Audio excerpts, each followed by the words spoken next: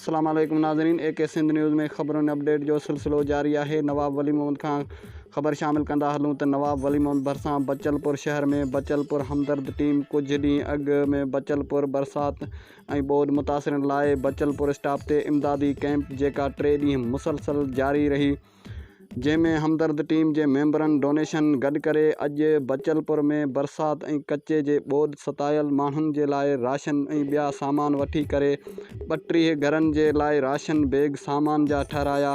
उनखां पोइ बचलपुर हमदर्द जे पूरी टीम पंहिंजे हथनि सां बरसात मुतासिरनि ऐं कच्चे जे ॿोॾि मुतासिर घरनि जे मुस्तहक माण्हुनि में राशन बैग सामान जा तक़सीम कया। वधीक मीडिया सां बचलपुर हमदर्द टीम ॻाल्हाईंदे चयो त असांजी हमदर्दी टीम जा शुक्रगुज़ार आहियूं उन्हनि दोस्तनि जा जन असां सां ताउन कयो। असांजे टीम हर क़दम ग़रीब ऐं मिसकीन माण्हुनि जे बरसात ऐं ॿोॾि सबबि बेयारो मददगार बणियल आहिनि। असां उन्हनि लाइ हर मुमकिन कोशिश कंदासीं ऐं उन्हनि जी हिन ॾुखे वक़्त में मदद कंदा रहंदासीं ऐं जेतिरो थी सघियो उन्हनि सां सहकार कंदासीं।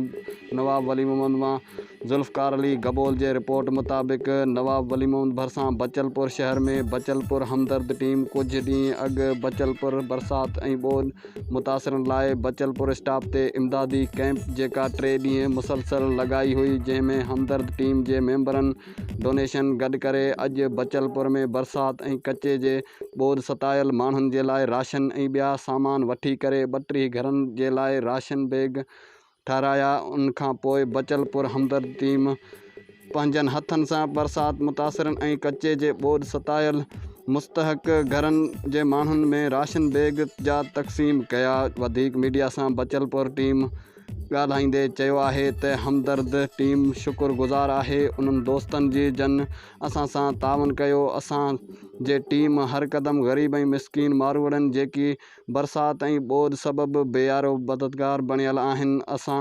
उन्हनि हर मुमकिन कोशिश कंदासीं ऐं उन्हनि जे ॾुखे वक़्त में मदद कंदा रहंदासीं ऐं जेतिरो थी सघियो असां सहकार पिणु कंदासीं।